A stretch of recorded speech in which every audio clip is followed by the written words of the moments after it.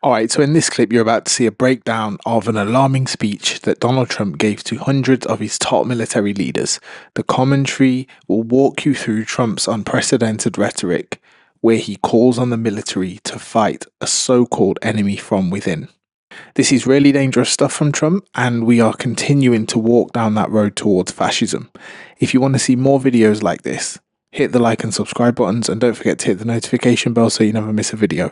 Now let's watch this together, and then I'll give my 2 cents at the end. Instead, he used those powers, summoning these people up and down the rank, to talk politics, to talk partisanship, to talk about how he wants to use the military on you if you are watching this inside America.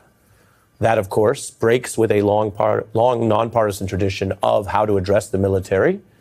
There's also the discussion in here that the Pentagon should regard U.S. cities as, quote, a big part of war. Portland, Oregon, where it looks like a war zone. They're brave in our inner cities, which we're going to be talking about, because it's a big part of war now. It's a big part of war. The radical left Democrats, what they've done to San Francisco, Chicago, New York, Los Angeles, they're very unsafe places, and we're going to straighten them out one by one. We should use some of these dangerous cities as training grounds for our military, National Guard, but military, because we're going into Chicago very soon. The president making a wholly unprecedented claim that the military should use cities where Americans live as, quote, training grounds. Now, again, in all fairness, a sitting president has every right to talk about crime in the country and how to deal with it. Most of that's dealt with at the local level.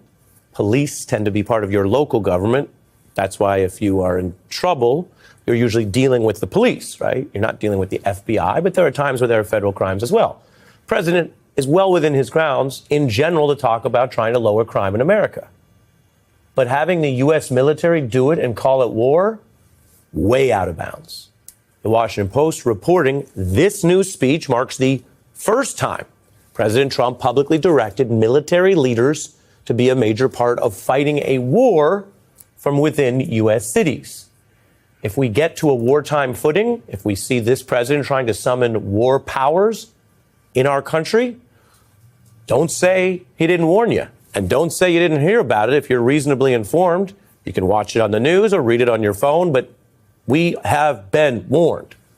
It's not happening in a vacuum. The president has already sent, as mentioned, all kinds of federal agents and troops into various places, sometimes masked agents carrying out lawful immigration authorities, but in unusual ways. Sometimes military troops to Los Angeles, again, partly overruled in the courts, and in our nation's capital, where there's a time limit he may yet test under law, and vowing, as you heard just there, to do more of this in the coming days.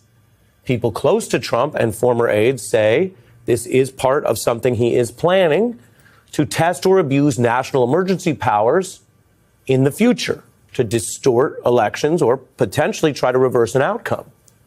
And before you say, well, that sounds like a hypothetical, the president, current President Trump, lost one election. And he did not leave peacefully. We all lived through that. This was a vindictive tone from the president today. I'll let you hear it for yourself as he insists U.S. troops should now target Americans, which he calls, again, the politician, his opinion, he calls them the domestic enemy.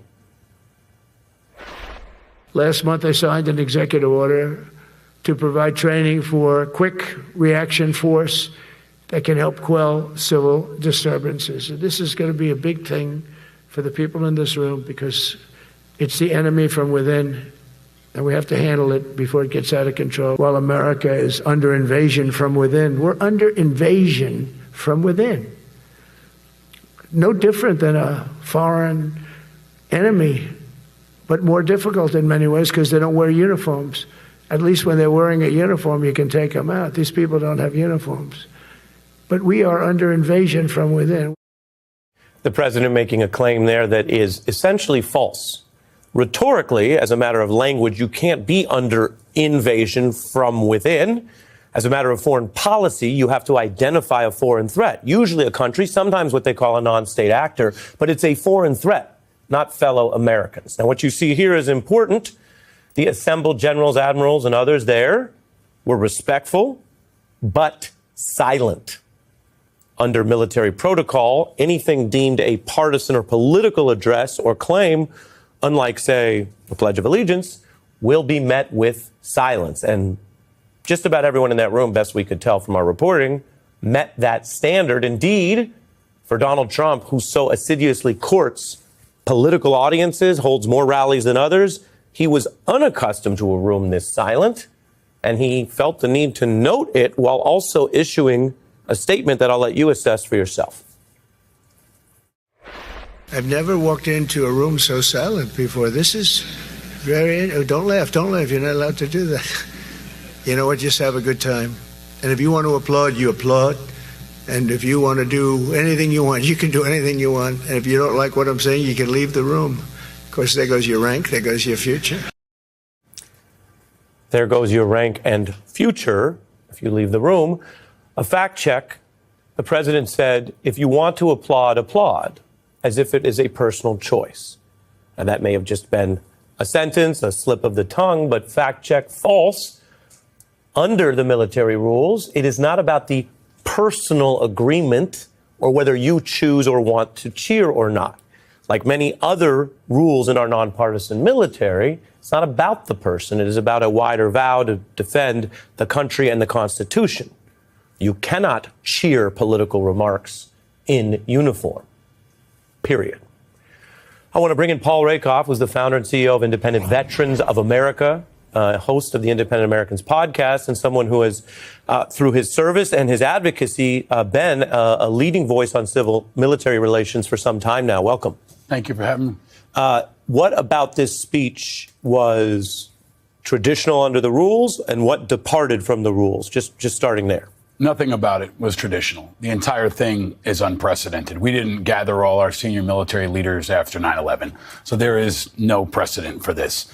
And I think that's really important to frame what is the latest step in the removal of the guardrails that protect the politicization of our military. I've said for weeks, and especially right now, the most important story in America and in the world is that Donald Trump can do whatever he wants with the greatest military the world has ever seen. That includes bombing Iran. That includes hitting ships off the coast of Venezuela. It includes sending troops into American cities, now like Portland. And it includes bringing together over 800 generals from around the world for what turned into a very overtly inappropriate, unacceptable political speech that was bookended by kind of a culture war TED Talk from Pete Hegseth, who is hollow, who is fragile. And I think it was a very deep low point, not just for our military, but for our democracy. And the president, let me ask you, the president says, oh, you can applaud if you want to and agree. Right. But that's not what the military rules say. Right. And I think if there's a silver lining, the discipline and military bearing of the generals in that room is it. They did not applaud. They held their bearing. Most of them didn't want to be there and know this is inappropriate and unacceptable. They showed up and they spoke volumes with their silence. But there's an important point here. They got what they wanted. Trump and Hegseth got what they wanted, which was the content and the giant photo op. The audience was not the generals in the room. The audience was the American public. Right. The audience was the world. And what the message was is, I have total control of the military. So what do you think? Did you agree with the guest there? To me, that was the sound of professionalism rebuking politics. That was good. But Trump is trying to use the US military as a prop for his authoritarian fantasy. And those generals, with their unified silence, told him exactly where he could shove it. They didn't have to say a word to speak volumes about their commitment to their constitution, not a would-be king. What did you think? Let me know in the comments below, and if you enjoyed this breakdown, make sure you hit the like and subscribe buttons for more, and don't forget to hit the notification bell so you never miss a video. Thanks for watching.